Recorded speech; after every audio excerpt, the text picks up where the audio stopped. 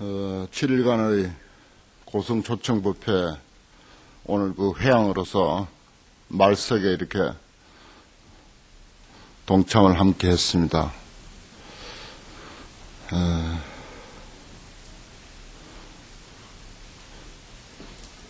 세상에 일어나고 있는 여러 가지 일들을 보면 참으로 우리가 부처님을 믿기 만분다행이다 하는 그런 생각을 새삼스럽게 하게 됩니다. 너무 엄청난 일, 너무도 어이없는 일들이 이렇게 직접 간접으로 우리들 마음을 아프게 하고 어떤 즐거움이 있더라도 그 즐거움을 즐거움으로 받아들이기 어렵게 만드는 그런 상황들이 자금에 많이 일어나고 있습니다. 참으로 이런 일이 없어야 하는데 우리는 지금 부처님을 모시고 부처님의 지혜의 가르침을 통해서 그 떨리는 마음을 조금이라도 진정할까 하는 어쩌면 그런 원으로 이 자리에 모였는지도 모릅니다. 엊그저께 일어난 대구 지하철 사건은 너무나도 가슴 아픈 일이고 어처구니 없는 일입니다. 그 중에는 스님도 다치고 수녀님도 다치고 하필 스님과 수녀뿐이겠습니까? 수많은 사람들이 생명을 잃고 혹은 심하게 다치고 이렇게 했습니다. 어떻게 하더라도 그 아픈 몸과 마음들이 또는 유족들의 아픈 마음들이 하루빨리 치유가 돼서 밝은 마음을 갖고 활기찬 생활을 다시 할 수 있기를 이 자리를 빌어서 우리 신도님 여러분들과 함께 기원을 합니다. 부처님의 가르침이란 이 세상에서 인간으로서 추구할 수 있는 최고의 가치를 추구하는 신행활동인 것입니다. 신행활동이라고 이름을 하든 불교 공부라고 이름을 하든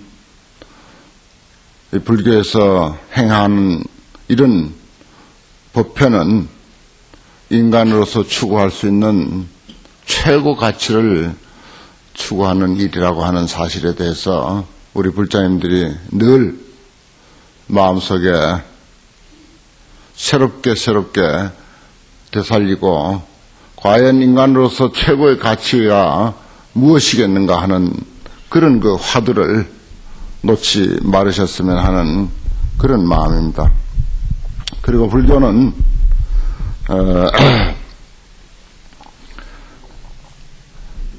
부처님의 깨달음에 의한 가르침인 까닭에 부처님의 깨달음은 이 세상에서 일어나고 있는 모든 일들을 그 깨달음을 통해서 다 해석되고 다 이해되어야 된다고 하는 그런 책임이 있습니다.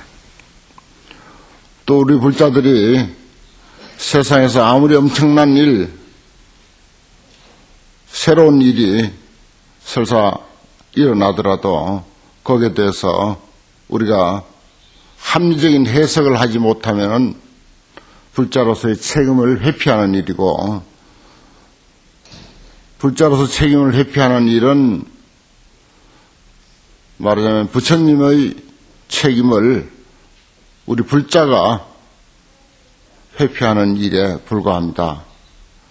해서 근래 복제 인간의 문제라든지 또 한 사람이 어처구니 없는 일을 저질러서 그 수많은 사람들이 생명을 잃고 크게 다치고 하는 그런 일들까지도 불교의 가르침을 통해서 부처님의 지혜로 해석이 돼야 된다고 하는 것입니다.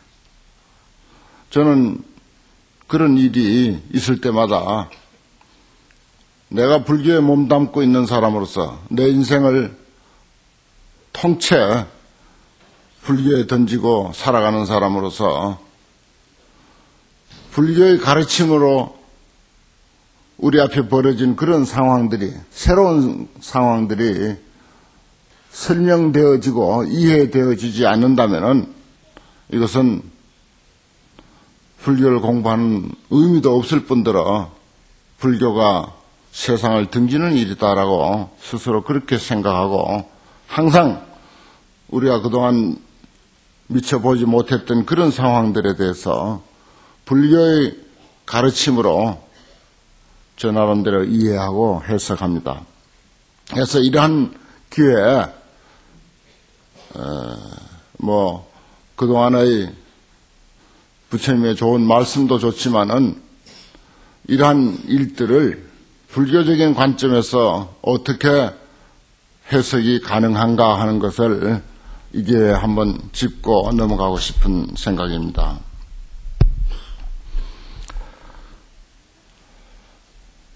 다른 문제는 덮어두고 엊그저께 일어난 우리 대구 지하철 문제, 이것을 불교는 모든 해석을 인연도리 또는 연기설 또는 인과설 이것으로서 해석을 하는데 과연 그런 문제도 불교의 연기설로 인과의 이치로서 해석이 되는가 또 이해가 되는가 하는 그런 문제를 이 순간 우리가 짚고 넘어가지 아니하면은 언제 또 그런 문제를 제기할 수 있을까 하는 생각이었습니다. 흔히 부처님의 깨달음을 연기의 도리를 깨달았다. 기초교리 공부 시간에 다 그렇게 배웠습니다. 부처님은 연기의 도리를 깨달았다. 인과의 도리를 깨달았다. 그래서 이 세상 우주, 만유, 삼라만상 전부가 돌아가는 것이 인연의 도리로 돌아가지 않는 것은 아무것도 없다라고 그렇게 불교는 언제나 자신 있게 그리고 당당하게 이야기를 합니다. 저도 거기에 대한 신념은 변치 않습니다. 그러면서도 간혹 저런 일이 일어날 때마다 이거 인과가 과연 있는 것인가? 연기의 도리가 과연 맞는 것인가? 이런 의문을 잠깐 할 때가 있습니다. 인과가 있다면 어떻게 해서 그런 일이 벌어질 수가 있겠는가?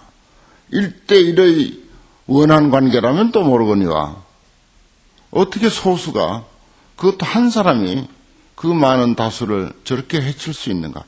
도대체 무슨 인과기에 저것이 가능한가? 이 불교에서는 분명히 해답을 해야 됩니다. 회피하면 안 됩니다. 이거.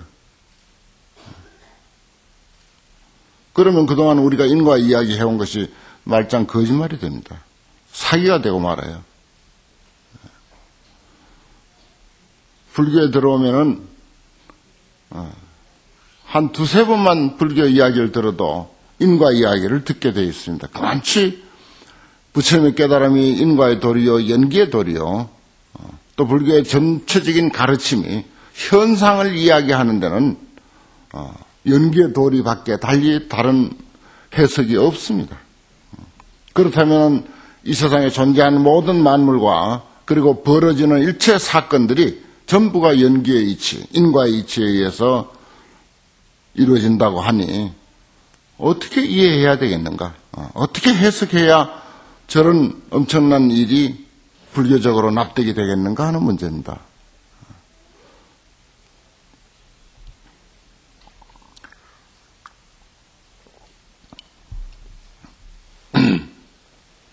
혹시 우리 불자님들 중에 이번의 문제를 불교적으로 해석해 보신 분이거나 아니면 스스로 납득하고 있는 그런 그 분이 계신지는 모르겠습니다만은 저는 이 순간 이 자리에서 그 문제에 대해서 확실하게 말씀을 드리고 싶습니다. 소수가 다수를 해치는 것이 얼마든지 가능하다. 물론 다수가 소수를 해치는 것도 물론 가능하고 1대1도 가능하고 얼마든지 있을 수 있는 일이다. 그것을 우리가 너무나도 분명하게 알 수 있는 일은 지난 월드컵 때의 일을 보면 알 수 있습니다. 나는 거기서 더욱더 그런 문제에 대해서 확신을 갖게 됐습니다. 월드컵 때 우리가 어떻게 했습니까? 다른 나라에서 우리나라에 와가지고 경기를 치르는데 선수, 임원, 우리나라에 주재하는 그 나라 교포, 주재원들 다 합쳐봐야 200~300명 밖에 안 되는 그런 나라들이 우리나라에 와서 경기를 했습니다. 기껏해야 200~300명, 많아야 1000명 이하의 그런 나라 사람들이 우리나라에 와서 경기를 했습니다. 그랬을 때 우리나라는 어떻습니까? 경기장에 수만 명이, 그것도 붉은 낙마가 수만 명이 우레와 같은 소리를 지르면서 일방적으로 응원을 했습니다. 또 경기장 밖에는 수백만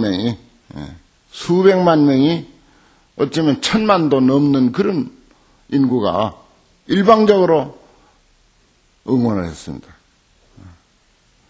그랬을 때 그 운동장에 상대편 선수들과 그를 응원하는 몇몇 안 되는 사람들의 심정은 어떠했겠는가 한번 생각해 보십시오. 그 붉은 낙마들의 우레와 같은 함성에 위축이 돼서 어찌 경기를 제대로 할 수 있겠습니까?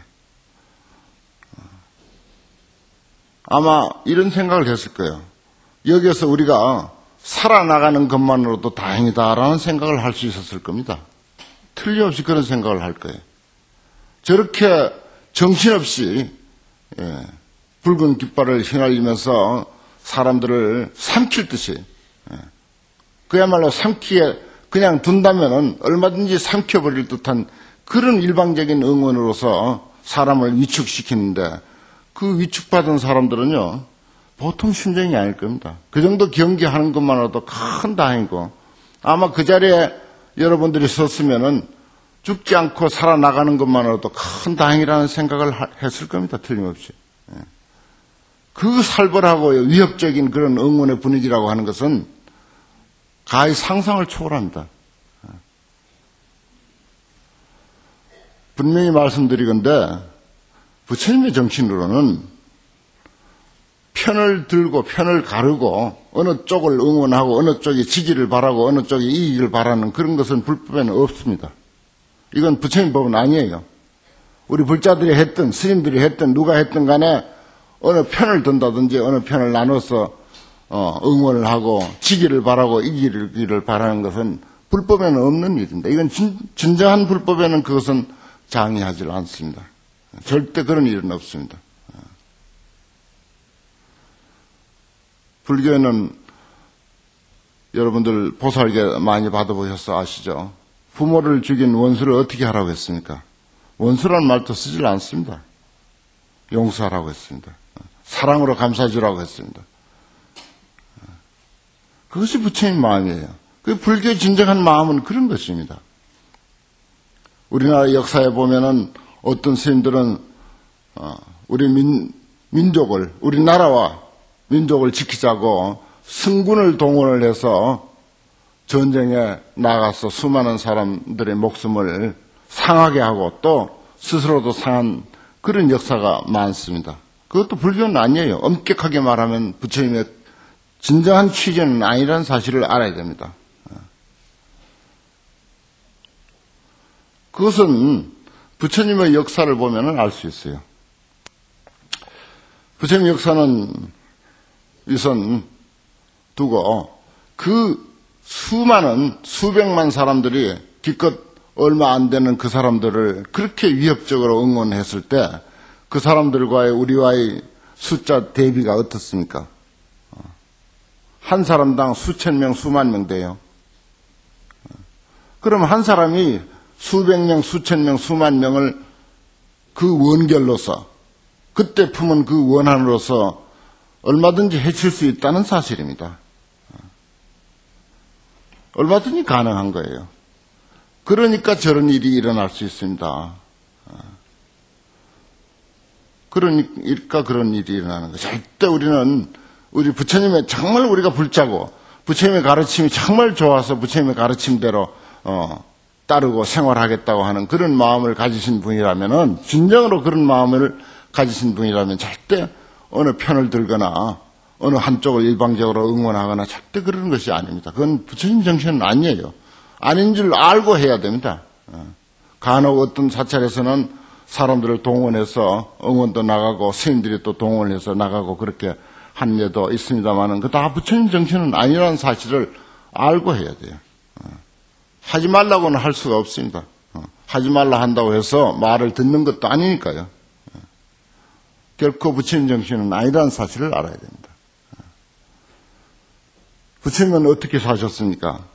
잘 아시는 대로 부처님의 살아생전에 출가를 하셔서 고행을 하고 성도를 하시고 그리고 중생교화를 위해서 여러 해 세월이 흘러서 인도 전역에 부처님의 교화가 거의 다 펼쳐졌던 그러한 시기에 부처님이 출생하신 그 모국 가비라국은 이웃나라 코살라국이라고 하는 강대한 나라의 침입을 받아서 사라졌습니다.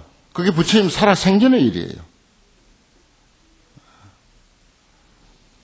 또 가비라국의 석가족, 부처님의 사촌, 오촌, 육촌, 친척되는 그 모든 석가족들은 가비라국의 유리왕의 침범을 받고 수십만이 몰살당했습니다. 그리고 남은 사람들은 뿔뿔이 다 흩어졌습니다. 이러한 사실들을 부처님은 부처님의 교화의 명성이 인도 전역을 뒤덮은 그런 시기에 일어났던 사실입니다. 이건 불교 역사가 경전이 생생하게 전하고 있고 인도 역사가 생생하게 전하고 있는 사실입니다. 그랬을 때 부처님이 승군을 동원해서 나가 싸우자고 했습니까? 추워도 그런 생각하지 않았습니다. 한 번도 그런 생각 떠올려 본 적이 없습니다. 당신을 위해서 목숨을 바치겠다고 하는 수많은 승려들과 수많은 신도들이 있었지만은 한 사람도 충동기를 해서 저 사람과 맞싸우자고, 저 악독한 유리왕 코살라국의 군대들과 맞서 싸워서 우리는 이겨야 되고 가비라국을 되찾아야 되고 석가족을 살려내야 된다고 하는 그런 선동을 한 일은 한 번도 없었습니다. 꿈에도 그런 생각해 본 적이 없었습니다. 그럼 어떻게 대처했느냐?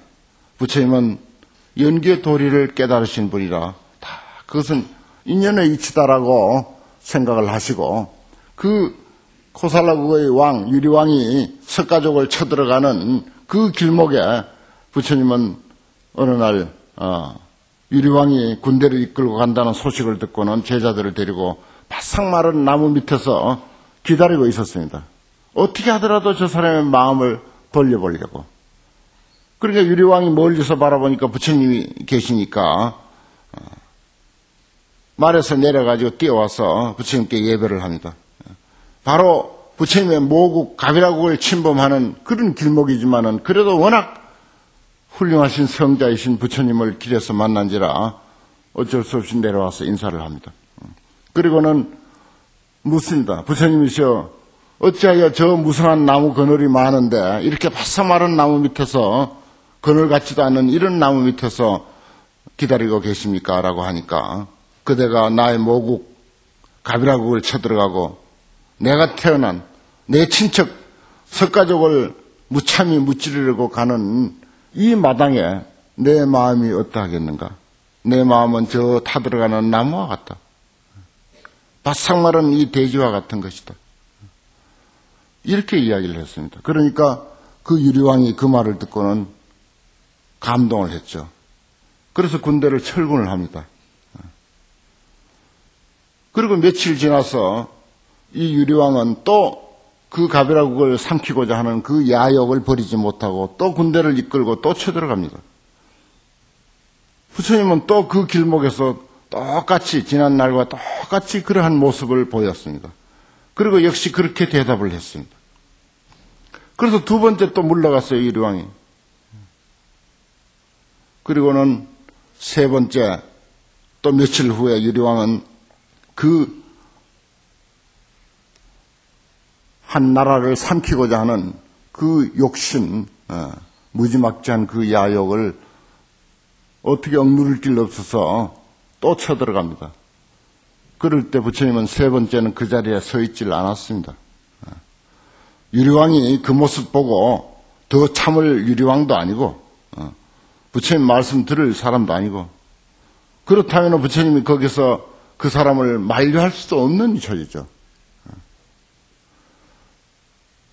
그래서 결국은 그때 가베라국은 없어져 버렸어요. 석가족은, 부처님의 친척 석가족은 수십만이 무참히 죽게 되고 나머지 사람들은 뿔뿔이 흩어졌습니다. 그때 마하남이라고 하는 왕이었는데 그 왕이 그 유리왕에게 붙들려 가지고 그 유리왕에게 사정을 했습니다. 내가 물속에 들어가서 나올 때까지만 우리 석가족 가비라국의 백성들을 도망갈 수 있게 좀 시간을 좀 주십시오라고 하니까 그거는 할 수 있다고. 그거는 할 수 있다고 그랬어요. 물속에 들어가서 얼마나 나오겠습니까? 얼마나 있겠습니까? 그래서 유리왕은 그 말을 듣고는 그러면 당신이 물속에 들어가서 나올 때까지만 저 백성들이 도망갈 수 있도록 내가 시간을 주겠다. 그렇게 약속을 받고는 마하남이라고 하는 그 왕은 물속에 뛰어 들어갔죠. 들어가서 그 도포자락을 찢어가지고서 자기 몸을 휘감고 그 속에 큰 돌을 내어가지고서 거기서 그냥 몸이 물 위로 뜨지 않도록 그렇게 자신을 그렇게 묶어놓고 거기서 죽습니다. 아무리 기다려도 물속에서 나오지 않는 거예요. 그래서 사람을 들여다보내 그 물속에 들어가 보라고 하니까 그렇게 죽었거든. 그런 처참한 일을 겪으면서까지 국민들을 살리려고 했고, 그래서 결국 석가족은 그 순간 도망간 몇몇 사람들이 오늘날도 물론 남아있습니다만 그 후손들이 그런 역사가, 그런 참 비참한 역사가 있었습니다. 그것이 부처님이 살아생전에 한참 교화를 많이 펴고 수많은 제자들을 뒀을 그때 일어난 사실입니다. 결코 부처님은 그 사람의 마음을 돌리려고 했지 승군을 동원을 해가지고서 그 사람들과 맞서 편을 나눠서 맞서 싸우려고 하지는 않았던 것입니다. 그렇게 해봐야 우리 법궁에서 흔히 그 듣는 글이 있죠. 원한을 원한으로서 갚지 말라. 원한을 원한으로서 갚으면 언젠가 원한이 끝날 날이 없나니. 참음으로서 원한을 해결하도록 하라. 그런 이야기가 있죠.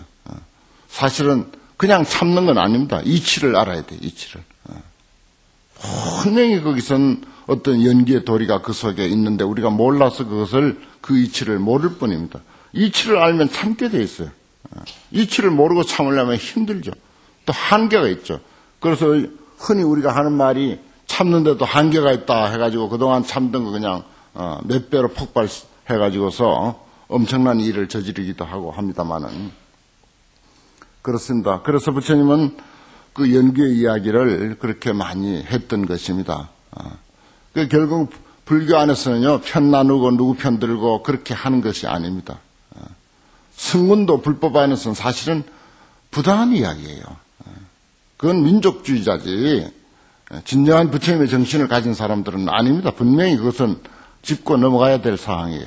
그래서 우리나라는 호국 불교 어쩌고 저쩌고 하면서 역사적으로 자꾸 이야기를 많이 합니다만은 사실은 그거는 부처님의 진정한 마음은 아니라는 사실입니다.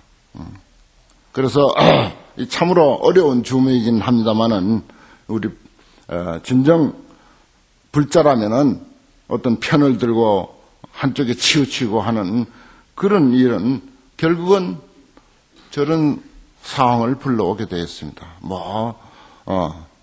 이런저런 원인을 들어서 이야기합니다만은 그 원인이 그런 인과관계가 없으면요 수백 번 수천 번 일어나도 되질 않습니다. 그게 불교적인 해석이에요. 또 사실은 내용을 들여다보면 그게 맞는 해석입니다. 그 외에는 그런 소소한 원인 그거 따져봤자 아무것도 해당이 되지 않습니다. 불교는 비단 그런 인과관계만 우리가 이야기하자고 하는 것이 아니라 참으로 인간 최고의 가치를 추구하는 것임에 틀림이 없습니다만은 그 부처님도 그런 그 아픔을 겪었습니다. 잘 아시는 대로 우리가 독송하고 있는 금강경에도 그런 부처님의 아픔을 할절신체라고 이렇게 표현하고 있지 않습니까? 거기는 가리왕이라고 이렇게 글자 하나를 바꿔서 표현하고 있죠. 직접 쓰기가 못하니까 가리왕이라고. 가리왕의 할절신체라고 금강경 우리가 그렇게 흔히 독송하는 그 경에 그런 이야기를 해놨습니다. 세세한 설명은 물론 안 해놨죠. 뜻만 이야기해놨지. 할절신체라 칼로 몸을 베는 듯한 그런 아픔이었다. 또 절절지혜라 그랬죠. 마디마디 칼로 사람을 마디마디 잘라내는 듯한 그런 아픔이었다라고 이렇게 표현하고 있습니다. 다 외우시죠, 금강경. 절절지혜라, 할절신체라.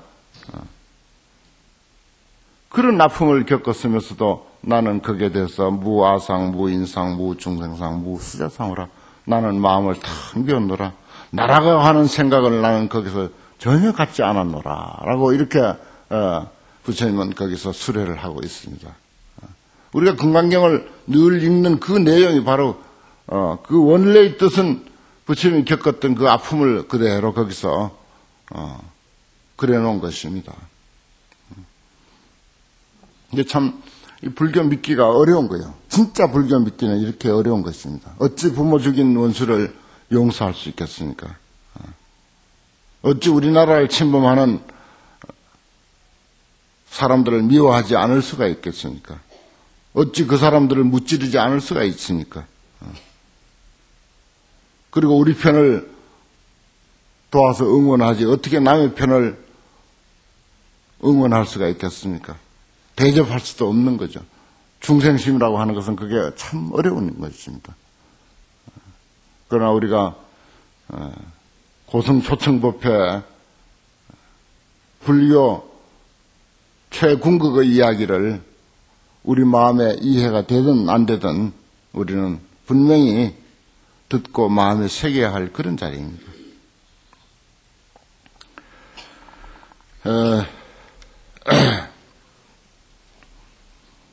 이러한 문제들을 우리가 불교로서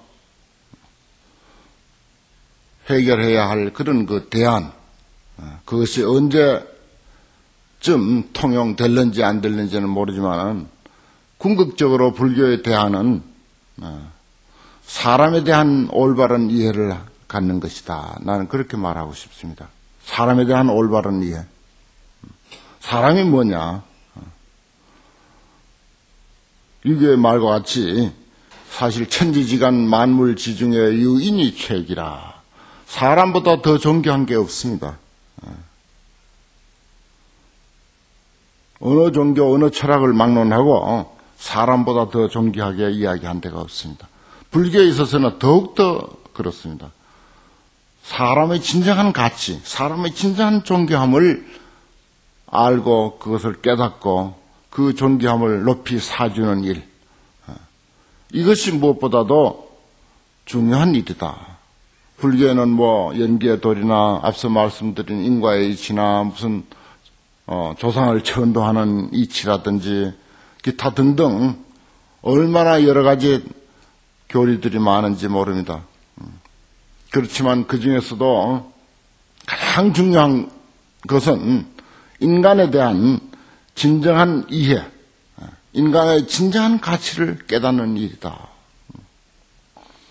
그래서 선사 스님들은 구류동거 일법계 자라장리 살진주라고 하는 그런 말을 했습니다.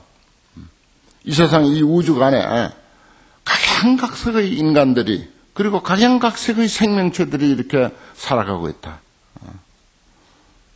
그 많은 사람과 그 많은 생명체, 성이 뭐가 됐든지 얼굴이 어떻게 생겼든지, 늙었든지 젊었든지, 그 사람의 신분 여하를 막론하고 모든 생명 모든 사람들은 그야말로 소중하고 값진 것이 자라장이 살준지라 비단 보자기 위에다가 진주를 뿌려놓은 듯이 그렇게 아름답고 신비하고 빛나고 보석보다도 천배 만배 값진 그러한 존재다라고 우리 깨달으신 조사 스님들은 다 그렇게 표현하고 있습니다. 그만치 모든 생명과 사람 모두는 그렇게 존귀하다는 것입니다. 정말 사람 위에는 사람이 없고 사람 밑에도 사람이 없습니다.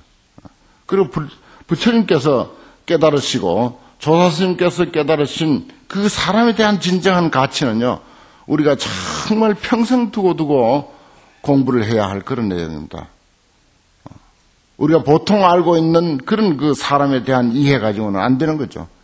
조사 스님들이 깨달으신, 부처님이 깨달으신 그 사람에 대한 진정한 이해를 우리는 해야 됩니다. 그랬을 때 부처님은 어떠했습니까? 성도하시고 나서 최초로 설했다고 하는 화엄경에 내가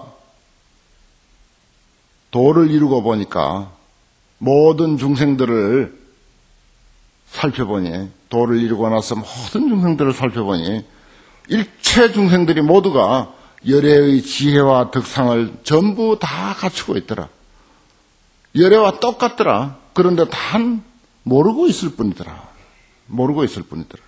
거기는 아무런 조건이 없습니다. 뭐 늙었다고 해서 열애의 지혜와 덕상이 더 있거나 젊었다고 해서 덜 있거나 그야말로 부정불감입니다. 똑같이 가지고 있는 거예요. 단 모르고 있다는 사실뿐이다. 부처님이 6년 고행하셔서요, 부처가 된 게 아닙니다. 그냥 부처는 본래 부처였어요. 본래 부처지 6년 고행해서야 비로소 부처가 되고 고행 안 했다고 부처가 안 되는 게 아닙니다. 참선해야 부처가 되고 안 한다고 부처 안 되는 게 아니에요. 이미 다 부처야. 그럼 참선이나 기도나 고행은 뭐 하는 것이냐? 그런 사실을 알기 위한 것입니다. 본래 부처라고 하는 사실을 알자고 하는 것이지, 본래 부처라고 하는 사실을 알면 끝이에요. 노행자, 육조해능 스님은 불교라는 불자도 모를 때 나무 팔려 갔다가 어떤 스님이 금강경 읽는 도리를 듣고서 그 순간 마음이 환해졌어요. 이 세상에 불교라고 하는 것이 있는지, 부처님이 존재하는지, 승려라고 하는 것이 있는지, 절이라고 하는 것이 있는지 전혀 모를 때입니다. 전혀 그런 사실을 모를 때 말 한마디 듣고 마음이 환히 밝아졌어요. 우리의 사람 본래가 참으로 존귀하고 불생불멸의 존재고 만행만덕을 다 본래로 갖추고 있다는 사실을 깨달았습니다. 본래 그렇게 갖추고 있던 것이지 깨달은 그 순간 생긴 것도 아니고 참선을 해서 차곡차곡 쌓인 것도 아니고 기도를 해서 차곡차곡 쌓인 것도 아니에요. 고행해서 차곡차곡 쌓여서 서가모니가 부처가 된 게 아닙니다. 본래 부처였어요. 우리 모두 똑같습니다. 모든 경전과 모든 조사 스님들의 진정한 가르침은 모두가 그 말씀입니다. 모두가 그 말씀입니다. 그게 인간에 대한 진정한 가치를 제대로 설명한 거죠. 인간에 대한 진정한 가치를 그렇게 표현하고 있습니다. 내가 깨닫고 나서 열애의 지혜로서 모든 사람을 살펴보니까 열애의 지혜와 덕상이 똑같이 일체 중생에게 다 갖추고 있더라. 가지고 있는데 다 모르고 있을 뿐이더라. 자기 주머니에 엄청난 보물을 주머니에 넣어놓고 가지고 있는지 모르고 거지 생활을 한다고 법화경에서는 그렇게 말하고 있죠. 그래서 우리가 흔히 알고 있는 화엄경의 사국에 신불급 중생 시삼무차별이다. 마음이라고 했던, 부처라고 했던, 중생이라고 했던, 사람이라고 했던 이것은 전혀 차별이 없는 것이 똑같은 것이다. 편의상 이름을 이렇게 지어서 부르고 저렇게 지어서 부를 뿐이지 하등의 차이는 없는 것이다. 부처님의 가르침을 통해서 우리는 인간에 대한 진정한 가치를 제대로 이해하는 것, 이것이 불교 공부의 어떤 것보다도 우선하는 일입니다. 물론 여러 불자님들은 개인적으로나 가정으로나 시급한 문제가 많이 있겠죠. 참으로 해결해야 할 시급한 문제가 많이 있을 줄 압니다만은 어쩌면 그 문제보다도 더 시급한 문제가 자기 자신에 대한, 인간에 대한 진정한 가치를 제대로 깨닫는 일입니다. 그 깨달으면 끝이에요. 그걸 일러서 부처님이라고 하는 거죠. 그래서 임재스님도 수승한 것을 구하지 아니해도 수승한 것은 저절로 나에게 있더라는 사실입니다. 성공한 인생, 행복한 인생, 평화로운 삶, 우리가 추구하는 그 모든 목표가 전부 알고 보니까 내 자신 속에 다 있더라. 어디서 다른 데서 가져오는 것이 아니라 내 자신 속에 이미 다 있더라. 그런데 여러분들은 밖을 향해서 그렇게 찾는구나. 불법을 공부하는데 가장 중요한 것, 어떤 것보다도 중요한 것은 바른 소견이다라고 했습니다. 바른 소견, 진정견해라고 그랬어요. 그 바른 소견이라고 하는 것은 인간에 대한 가치를 제대로 깨닫는 것입니다. 한마디로 말하면 부처님은 곧 사람이고 사람이 곧 부처예요. 전혀 다르지 않습니다. 그런 사실을 아느냐 모르느냐 단 그 차이일 뿐입니다. 아느냐 모르느냐. 사실은 부처님이요. 사실은 부처님인데 우리는 그 말을 이해하려고도 들지를 않고 믿으려고도 안 하고 한 번도 그것을 자신에 대해서 반조해서 살펴보려고 하지도 않습니다. 이게 문제예요. 그 자신이 가지고 있는 보물을 스스로 버리려고 하는 거예요. 그 엄청난 보물을 가지고 있으면서 스스로 버리려고 하는 거죠. 그것만 이해하면은 그 어떤 성공보다도 가정에서나 가족이나 친지나 그 가까운 사람들 아니면 자신이나 그 누구의 성공보다도 가장 값지고 천배 만배 더 훌륭한 일이 자기 자신에 대한 진정한 가치를 아는 것입니다. 대통령 100번 한 것보다 더 나은 거예요. 박사학위 1000개, 10,000개 얻는 것보다도 더 나은 일이 자신에 대한 진정한 가치를 얻는, 깨닫는 일입니다. 사실, 분명히 말씀드리지만은, 기도도 그것 때문에 하는 거예요. 참선도 그것 때문에 하는 것입니다. 절도 그것 때문에 하고 있어요. 모든 불교적인 행위는 그게 뭐 수행이라고 이름을 붙였던 행위라고 이름을 붙였던 결국은 궁극에 가서 그거 하나 제대로 알자고 자기 자신에 대한 것 제대로 알자고 하는 것이지 그 외에 다른 것이 없습니다. 자기 자신 제대로 알면 그 속에 모든 성공이 그 속에 보장되어 있습니다. 틀림없이 자기 자신 속에 모든 성공이 우리가 목표하는 그 어떤 꿈도 그 자신 속에 다 갖춰져 있다고 하는 사실입니다. 이건 저 자신이 보장할 수가 있습니다. 제대로 자기 자신에 대한 이해만 한다면. 어떤 의미에서 보면 불교는 참 그렇게 간단한 일이기도 합니다. 쉬운 일이기도 하고요. 뭐 코만지기보다 세수하다 코만지기보다도 쉽다 그러죠. 세수하다 코 만지려면은 팔을 들어서 코를 만져야 하는 일이지만은 이 일은 팔을 움직일 필요도 없고요. 무슨 눈을 감을 필요도 없고 물이 필요한 것도 아니고 그냥 이 자리에 앉은 채 그냥 그대로 느끼고 아는 것입니다. 날 쳐다볼 것도 없어요. 바로 쳐다보는 당사자지 보이는 대상이 아닙니다. 나를 보고 있는 그 사람이에요. 말을 들을 것도 없어요. 왜냐? 듣는 그 사람이지. 들리는 말, 누가 말해주는 거 그것이 아닙니다. 듣는 그 사람이에요. 듣는 그 사람이 문제예요.